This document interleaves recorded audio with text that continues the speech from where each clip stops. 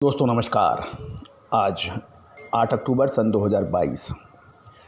दोस्तों आपको याद होगा प्याज के ऊपर हमने अग्रिम विश्लेषण दिया था जो कि अक्षर सत्य साबित हुआ। प्याज की अग्रिम हमने मंदी की विश्लेषण आप तक पहुंचाया था और प्याज ने किसान और व्यापारियों को रुला सा दिया। कुछ किसान संगठन तो यहाँ तक कहते गए कि अब हमें कौन नुकसान से बचाएगा। कुछ किसानों की तो प्याज में लागत भी नहीं निकली, मुनाफा की तो बात दूसरी है। तो दोस्तों आज के एपिसोड में हम चर्चा करेंगे लहसुन के ऊपर। लहसुन के अंदर बताया जा रहा है कि अलग अलग विचारधारा आ रही हैं कि लहसुन का स्टॉक काफ़ी मात्रा में किसानों के पास मौजूद है और उसकी धीरे धीरे क्वालिटी गिरती जा रही। जानिए पूरी रिपोर्ट विस्तार से।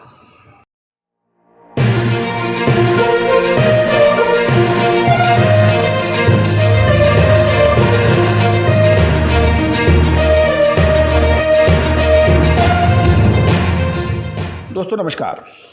लहसुन के ऊपर खबर निकल के आ रही है कि लहसुन का बाज़ार में अच्छी क्वालिटी का माल धीरे धीरे कम होता जाएगा। लहसुन के बाज़ार में लगातार नीचे स्तर पर किसान और व्यापारी दोनों परेशान हो रहे हैं और अब जैसे जैसे समय आगे बढ़ेगा अच्छी वैरायटी का और क्वालिटी का भाव फ़र्क पड़ सकता है, क्योंकि क्वालिटी में लगातार कमजोरी होगी।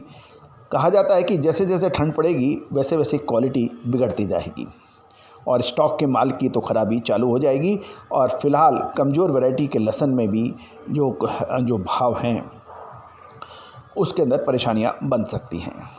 किसानों के पास जो स्टॉक है उसमें अच्छे वज़न वाले लहसुन दिवाली के बाद मांग बढ़ने की संभावनाएं बन रही है और उसके भाव प्रति मन 50 रुपये सुधरने की भी ऐसी धारणा बनती जा रही है। जैसे जैसे दिन बीतते जाएंगे वैसे वैसे अच्छी क्वालिटी की आवक घटने लगेगी, यानी अराइवल कम होगी और इससे मांग बढ़ेगी और बाज़ारों में सुधार दिखाई दे सकता है। गौरतलब है कि ये अच्छी और सुपीरियर क्वालिटी की लहसुन के ऊपर बात कर रहे हैं।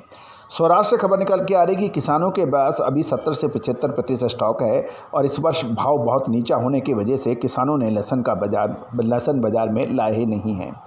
अब बीज की मांग निकलने के बाद बाज़ार में बिकवाली की संभावना है और बाज़ार में इस वर्ष लहसुन को कोई खास नहीं कहा जा सकता, क्योंकि व्यापारियों ने कम स्टॉक किया है।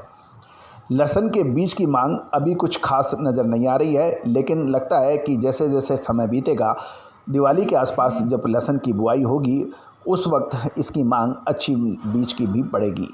मूंगफली अभी निकल रही है और दिवाली के बाद खरीफ की फसलें पूरी तरह से कटाई होने के पश्चात किसान लहसुन की बुआई का एक महत्वपूर्ण निर्णय लेंगे। लेकिन ये तो निश्चित नज़र आ रहा है कि जिस प्रकार प्याज और लहसुन के भाव इस बार पिटे हैं उसको देखकर किसान काफ़ी रोए हैं, काफ़ी परेशानियां हुई हैं और नए सीज़न के अंदर सौराष्ट्र में लहसुन की बुआई को पुनः करने के लिए किसान सोचेगा और इससे उम्मीद यह है कि इस बार लहसुन की बिजाई या पैदावार घटने की उम्मीद है। लहसुन का भाव पूरा वर्ष नीचा रहने से बुआई में किसान शायद रुचि नहीं लें और किसान दूसरे फसलों की ओर मुड़ेंगे। इसमें दलहन, तिलहन, मसाला सहित फसलों का अच्छा भाव जहां मिला है वो उसमें भी फ़र्क पड़ेगा। लहसुन में 5 महीने तक देखभाल करनी पड़ती है और किसानों को दूसरे रोकड़ी या फसलें से मुड़ने की संभावना है। ऐसा किसानों का कहना है कि इसकी देखभाल अलग है, मेहनत अलग है और इसकी लागत भी नहीं निकले तो उसको ऐसे काम को करने से क्या फ़ायदा।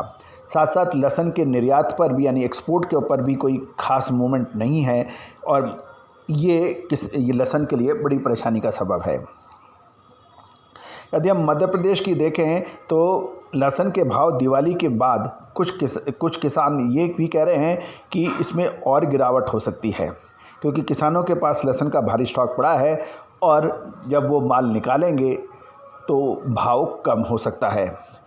कुछ किसानों का मध्य प्रदेश, राजस्थान, उत्तर प्रदेश, गुजरात में अभी बहुत बड़ा स्टॉक है और दिवाली के बाद इसमें सुधार आए ऐसी किसानों की मान्यता है।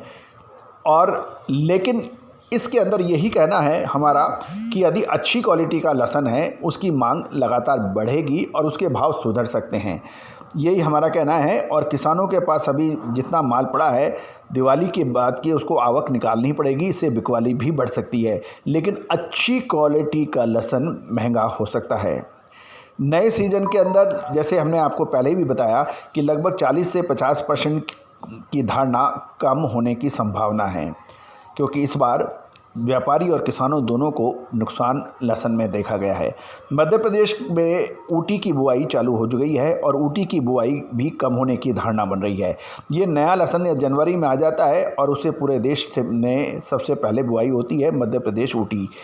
लहसुन में इस वर्ष साउथ वालों की डिमांड भी कोई ख़ास नहीं रही, मात्र जो मसाले फैक्ट्री हैं या फैक्ट्री वालों की मांग से कुछ बाज़ार को आंशिक रिलीफ मिला है। लेकिन कुल मिला के किसानों को और व्यापारियों को लहसुन में खास फ़ायदा नहीं हुआ है। लहसुन का एक्सपोर्ट मार्केट भी नहीं है और बाज़ार में लहसुन का भाव काफ़ी नीचा है। तो कुल मिला के लहसुन का भाव दिवाली के आसपास धीरे धीरे बढ़ सकता है, लेकिन इसमें शर्त यह है कि अच्छी क्वालिटी का लहसुन ही बाज़ारों में भाव तेज़ देखेगा, ये ऐसा हमारा मानना है।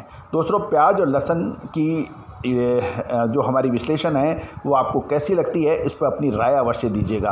प्याज का विश्लेषण हाजिर है। क्या प्याज बहुत तेज़ी की ओर अग्रसर होगा या बहुत बड़ी गिरावट पर? विशेष रिपोर्ट के लिए संपर्क करें। ये रिपोर्ट भुगतान करने पर ही उपलब्ध होगी, विशेष ख्याल रखें। दोस्तों नमस्कार।